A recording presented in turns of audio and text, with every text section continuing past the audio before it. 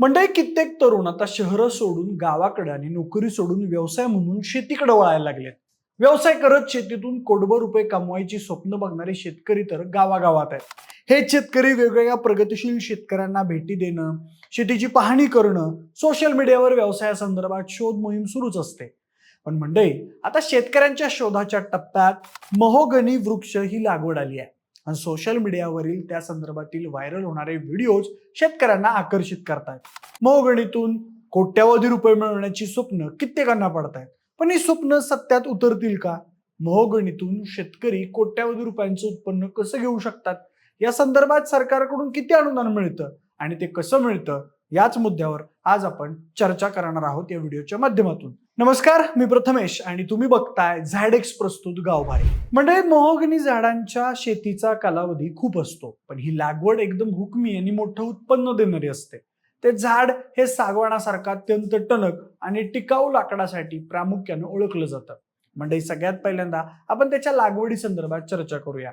म्हणजे या प्रक्रियेत सगळ्यांना प्रश्न पडतो, तो म्हणजे या लागवडीसाठी जमीन कशी असावी आणि त्यासाठी हवामान कसं लागतं. म्हणजे महोगणीसाठी पाण्याचा उत्तम निचरा होणारी सुपीक आणि खोल जमीन सर्वोत्तम असते. तर उष्ण आणि दमट हवामान या झाडासाठी उत्तम मानलं जातं. तज्ञ सांगतात तसं जास्त वादळी वारं नसलेल्या भागात ही लागवड केली तर आणखी फायद्याची ठरते. म्हणूनच शक्यता याची लागवड ही सुपीक आणि उष्ण किंवा थोड्याशा दमट हवामानातच करावी. त्यासोबत मंडळी, महोगणी लागवडीसाठी यानंतरचा सर्वात महत्वाचा टप्पा येतो, तो म्हणजे जमीन तयार करणं. योग्य मशागत केली तर झाडांची मुळं खोलवर जातात आणि झाडांची वाढ वेगानं होते. सगळ्यात पहिल्यांदा तर जमीन साफ करून घ्या, त्यातला कचरा काढा आणि त्या शेतातील दगड, गवत आणि जुनी झुडपं पूर्णपणे काढून टाका. त्यानंतर पाणी साचून राहू नये म्हणून जमीन सपाट करा आणि जमीन उभी आडवी नांगरून घ्या. नांगरणीनंतर कुळवाच्या पाळ्या देऊन मातीची ढेकळं फोडा आणि सगळी माती मऊ करून घ्या. नांगरणी आणि कुळवणी केल्यावर 3 बाय 3 फूट लांब, रुंद आणि खोल खड्डे खांदून घ्या आणि खांदलेले खड्डे 15 ते 20 दिवस उन्हात उघडे राहू द्या. असं केल्यामुळं मातीतील हानिकारक कीटक मरून जातील. त्यानंतर म्हणजे वेळ येते ती खत आणि माती भरणीची. खड्ड्यातून काढलेली वरची माती 5 ते 10 किलो कुजलेलं शेणखत आणि 500 ग्रॅम निंबोळी पेंट एकत्र करा आणि हे मिश्रण पावसाळा सुरू होण्यापूर्वी खड्ड्यांमध्ये जमिनीच्या पातळीपेक्षा थोडे वरपर्यंत भरून घ्या. त्यानंतर लागवडीसाठी 2 ते 3 फूट उंचीची आणि कमीत कमी 1 वर्ष जुनी निरोगी रोपं निवडा. आता ही रोपं लागवड करताना 2 रोपांमध्ये किती अंतर असावं असा प्रश्न आपल्याला पडतो. तर मंडळी, जर तुम्ही केवळ महोगणीची शेती करत असाल तर झाडांची सलग लागवड करताना 10 बाय 10 फूट किंवा 12 बाय 12 फूट अंतर ठेवा. जर बांधावर लागवड करत असाल तर 2 झाडांमध्ये 10 फूट अंतर ठेवा. महोगणीसोबत इतर पिकं घ्यायची असल्यास 2 ओळींमध्ये 15 ते 20 फूट आणि 2 झाडांमध्ये 8 ते 10 फूट अंतर ठेवणं फायद्याचं ठरतं. त्यानंतरचा महत्वाचा टप्पा आहे तो खड्डे भरणं आणि लागवडीचा. मंडळी, पावसाळा सुरू झाल्यावर आणि पहिला चांगला पाऊस झाल्यावर माती छान ओली होते. ही वेळ लागवडीसाठी उत्तम मानली जाते. लागवड करताना खड्ड्याच्या मध्यभागी रोपाच्या प्लास्टिक पिशवीच्या आकारा एवढा लहान खड्डा करणं फायद्याचं ठरतं. त्यासोबत यावेळी रोपाच्या मुळांना न इजा करता ब्लेडनं प्लास्टिकची पिशवी काळजीपूर्वक कापून वेगळी करा आणि या दरम्यान पिशवीतील माती फुटू नये याची काळजी घ्या. रोप खड्ड्याच्या मध्यभागी सरळ ठेवा आणि बाजूनं माती दाबून घट्ट करा. यानंतर झाडाच्या बुंध्यापाशी पाणी साचणार नाही याची खबरदारी घ्या. मातीचा उतार बाहेरच्या बाजूला ठेवल्यास जास्तीचं सोयीस्कर राहील आणि त्यानंतर रोप लावल्यावर ते वाऱ्यानं पडू नये म्हणून एक भक्कम काठी रोवून रोपाला सुतळीनं सैलसर बांधा. त्यासोबत लागवड संपताच रोपाच्या मुळांपाशी भरपूर पाणी द्या. ही संपूर्ण गोष्ट झाली लागवडीची. यानंतर झाडांची जोपासना आणि वाढ होण्यासाठी साधारण 10 ते 12 वर्षांचा कालावधी लागतो. लागवडीनंतर पहिल्या 3 ते 4 वर्षात झाडाच्या बाजूच्या फांद्यांनी मीठ छाटाव्या लागतात. यामुळे मुख्य खोड सरळ आणि जाड वाढतं. सरळ खोडाला बाजारात जास्त भाव मिळतो. जर हे रोप असंच ठेवलं तर 10 ते 12 वर्षांच्या कालावधीत झाडांची उंची 60 ते 80 फुटांपर्यंत जाते. हे झाड पूर्ण वाढल्यानंतर ते तोडण्यासाठी महसूल आणि वन विभागाची पूर्व परवानगी घ्यावी लागते. यासाठी स्थानिक तलाठी किंवा वन अधिकाऱ्यांकडे अर्ज करावा लागतो आणि यासाठी जमिनीचा सातबारा उतारा, आर्ट दाखला आणि झाडांचे फोटो किंवा मोजणी आवश्यक असते.